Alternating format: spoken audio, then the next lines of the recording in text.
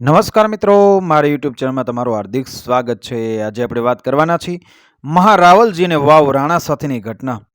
આજે વાવ નગર અને આખી બજારને શણગારી છે। આખું નગર આજે ઉત્સવ હોય એમ આનંદમાં હિલોળા લે છે, કારણ કે આજે વાવ રાણા સવાજીના નાના એવા મહારાવલ કેહરજી પધારી રહ્યા છે। સવાજીના પિતા વજાજી અને એમના પિતાજી પૂજાજી મુલતાનીઓની સામે યુદ્ધમાં કામ આવી ગયેલા, એટલે જેસલમેર મહારાવ વલજીએ એમના પુત્રને પોતાની કુંવરી પરણાવી અને વાવનું તોરણ બાંધ્યું હતું। ઢોલ શરણાઈઓના સૂર રેલાઈ રહ્યા છે। જેસલમેર મહારાવલજીને શોભે એવું સામયું સ્વાગત થઈ રહ્યું હતું। અબિલ ગુલાલની છોડો ઉડે છે। વાવ જાણે દિવાળી ઉજવી રહી હોય એવું વાતાવરણ બની ગયું છે। જ્યાં જુઓ ત્યાં માનવ મેદની મહારાવલજી અને પોતાના રાજાની એક ઝલક જોવા માટે માનવીઓ ઉમટી પડ્યા છે। જ્યાં નજર કરો ત્યાં માનવ મહેરામણ માથે માથા ભળાય છે। મહારાવલજીને વાવ રાણાના જયઘોષથી આખો આભ ગાજી રહ્યું હતું। એવા ટાણે એક વીર નર બંને રાજવીઓ સામે આવીને ઊભો રહ્યો અને અદબથી પૂરું સન્માન આપતા નમીને મહારાવલજીને જોહર પ્રણામ કર્યા। પણ મહારાવલજીની આંખો એ ચહેરા માથે ખોડાઈ ગઈ। સિંહનું માથું વાઢીને એની પાઘડી બનાવ્યું હોય એવી કસદાર પાઘડી, ગળામાં રુદ્રાક્ષની માળા, હાથીને અડફેટે લઈ શકે એવા મજબૂત બાવડા, કમરમાં તલવાર, હાથમાં ભલો અને કમરમાં કટાર, એક એક અંગમાં તેજ ઉભરાય છે। પણ મહારાવલજીની નજર જ્યારે મોઢા એટલે ચહેરા ઉપર પડી, ઉજળું મોઢું, ગોરા ગાલ, પણ મોઢા પર એક પણ બાલ વાળ નથી। મહારાવલજી વિચારમાં પડ્યા કે આ આદમી છે કે અસ્તરી, પણ આટલી જનમેદની વચ્ચે કંઈ પૂછ્યું નહીં। આમ આખો કાફલો રાજમહેલ તરફ જતો હતો, પણ મહારાવલજી પુરુષ સામે તાકી તાકીને જોઈ રહ્યા હતા। નગરના સૌ લોકો એ અદલા પુરુષ સાથે અદબથી વાત કરે, સૌ કોઈ માન આપીને વાત કરે। આમ કરતા કરતા રાજમહેલના દરવાજે પહોંચ્યા ત્યાં રાણા સવાજીએ પોરતા પોરતા એ આદમીની ઓળખાણ આપતા કહ્યું કે આ મારા પ્રધાન કેરો સોલંકી। મહારાવલજી આશ્ચર્ય સાથે બોલ્યા, આવા પ્રધાન? રાણા સવાજી તો વાતને ગળી ગયા, પણ કેરાજી સોલંકીને સાથી હોહરવું નીકળી ગયું, કારણ કે મહારાવલજીના શબ્દોમાં અપમાનની ગંધ આવતી દેખાણી। રાજાના શબ્દો હૈયામાં ચૂકની જેમ પીડા આપી રહ્યા હતા, પણ જેસલમેરનો રાજા અને એમાં મહેમાન એટલે પોતે મૌન રહ્યા।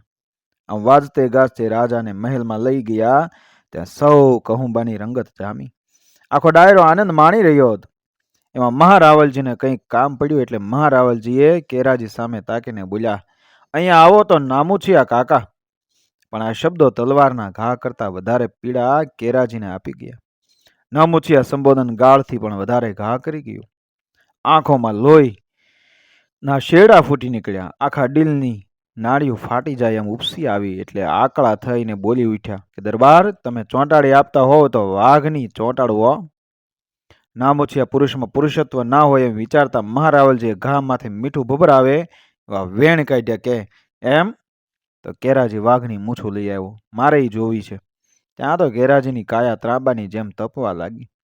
હૃદયમાં અગન જ્વાળાઓ ભટકી રહી હતી।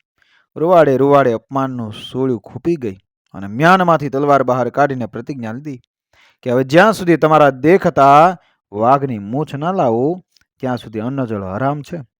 રાણા સવાજીને વાવ ભાઈ હતો હા હા કરતા રહ્યા ને કેરોજી સોલંકી દરબાર ગઢમાંથી ઉઘાડી તલવારે બહાર નીકળી ગયા। રાણા સવાજીના પિતા જેમણે વાવનું તોરણ બાંધ્યું એવા રાણા વજાજી એક વખત શિકાર માટે નીકળ્યા હતા। એ સમયે વાવની આજુબાજુમાં ગાઢ જંગલ, જનાવરને પણ માર્ગ ના સૂજે એવું અડાભીડ વન પથરાયેલું હતું। એમાં શિકાર કરવા ગયા ત્યાં તળાવની પાળ માથે વડ ઉપર બેસીને એક 10 વર્ષનો છોકરો આ બધું જોતો હતો। ત્યાં એમની નજર છોકરા માથે પડી। વજાજીને આશ્ચર્ય થયું કે આવા વનવગડે આ છોકરો આમ વડ માથે ચડીને શું કરતો હશે, એટલે એમણે પૂછ્યું કે કેમ અહીંયા બેઠો છે? છોકરે ઉત્તર વાળ્યો, તમે વાઘને શી રીતે મારો છો એ જોવા બેઠો છે। વજાજીને કપાળે કરસલી ઉપડી ગઈ કે આવડો નાનો છોકરો વાઘનો શિકાર જોવા બેઠો છે, એટલે એમણે પાછો પ્રશ્ન કર્યો, તને વાઘની બીક નથી લાગતી? ત્યાં તો છોકરો ખડખડાટ હસી પડ્યો કે બાપુ, વાઘની શું બીક લાગે? વાઘ કરતા તો મારો કૂતરો હોગમણો છે। વજાજીના આ નાના એવા છોકરાની બહાદુરી જોઈ અને બોલી પડ્યા, વાહ, તું કોણ છે અને અહીંયા શું કામ આવ્યો હતો? ત્યારે હું ડુંગર સોલંકીનો છોકરો કેરો, મારું નામ આ બાજુ ભેહો ચરાવવા આવ્યો હતો, પણ તમને વાઘનો શિકાર કરવા આવતા જોઈ અને હું પણ પાછળ પાછળ આવ્યો. આ 10 વર્ષના છોકરાની હિંમત, એની બહાદુરીથી જ રાણા વજાજી ખુશ થઈને એને વાવ દરબારગઢમાં સાથે લાવી મોટો કર્યો. તમામ શસ્ત્રની વિદ્યા તાલીમ અપાવી. રાણા વજાજીના અવસાન પછી એમના કુંવર રાણા સવાજી વાવની ગાદી આવતા એ કેરોજી વાવ દરબારના પ્રધાન બનેલા. એ કેરાજી સોલંકી જ એ પ્રધાન હતા, પણ આજે મહારાવલજીના શબ્દોથી કેરાજીનું હૈયું વિંધાઈ ગયું હતું. આ ઘટના જ્યારે ઘટી ત્યારે વાવ ઉપર 14મી સદી ચાલી રહી હતી. દરબારગઢમાંથી નીકળીને એ કેરોજી વાવની આજુબાજુમાં જે ભયંકર અને બિહામણા જંગલમાં ઉઘાડી તલવારે નીકળી પડ્યા. ત્યાં એક જીવતા વાઘને ઝાડ નાખીને કેદ કર્યો અને પાંજરે પૂર્યો, અને પછી એ લઈ આવ્યા દરબારગઢમાં. પાંજરે પુરાયેલા વાઘની સામે એક જીવતો શિકાર મૂકી દીધો. વાઘ શિકારનું મારણ કરીને જેવો ભરખવા જાય ત્યાં તો ઉઘાડી તલવારે કેરોજી સોલંકી તરાપ મારીને પાંજરા વાઘની સામે ઊભા થઈ ગયા. સૌ કોઈ જાણે છે કે મારણ ખાતા વાઘની સામે જવું એટલે મોતને નોતરું આપ્યા બરાબર કહેવાય. બહાર ઉભેલી આખી જનમેદનીને આંખો પોળી થઈ ગઈ. બધાના જીવ તાળવે ચોંટી ગયા.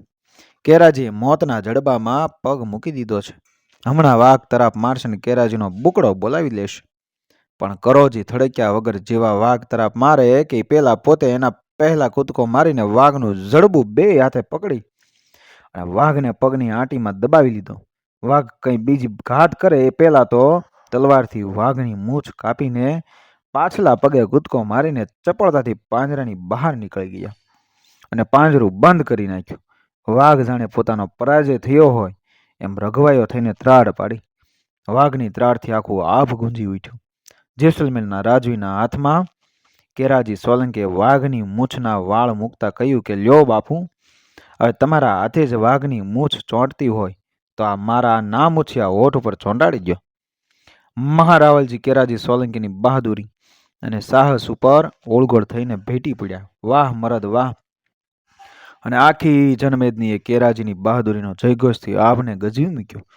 કેરાજી સોલંકીની બહાદુરી અને રાજનિષ્ઠાથી રાજી થઈને ગોલપ અને નેહડા એમ 2 ગામ આપ્યા, જે આઝાદી સુધી એમના વંશજોના ભોગવટો રહ્યા. આજે પણ એમના વંશજો આ બંને ગામોમાં રહે છે. કેરાજી સોલંકીના બલિદાનની વાર્તા પણ શૌર્ય અને સાહસભરી છે. જ્યાં યુદ્ધમાં કામ આવી ગયા ત્યાં કેરાજી તળાવ તરીકે સ્થાન છે અને ત્યાં પાળીઓ પૂંજાય છે. ફરી બીજી વાર્તામાં શૂરવીર અને એવા કેરાજી સોલંકીના પરાક્રમની અન્ય વાતો આપ સુધી પહોંચાડવાનો પ્રયત્ન કરીશ. મિત્રો, વિડીયો પસંદ આવે મારી ચેનલ સબસ્ક્રાઈબ કરો, ફોલો કરો, શેર કરો. મળી આવી જ ઘટનાને પ્રેરણાદાયક વાર્તાઓ સાથે આગળના વિડીયોમાં. બન્યા રહેજો મારી ચેનલ સાથે. જય શ્રી કૃષ્ણ, રાધે રાધે, જય મા ભવાની.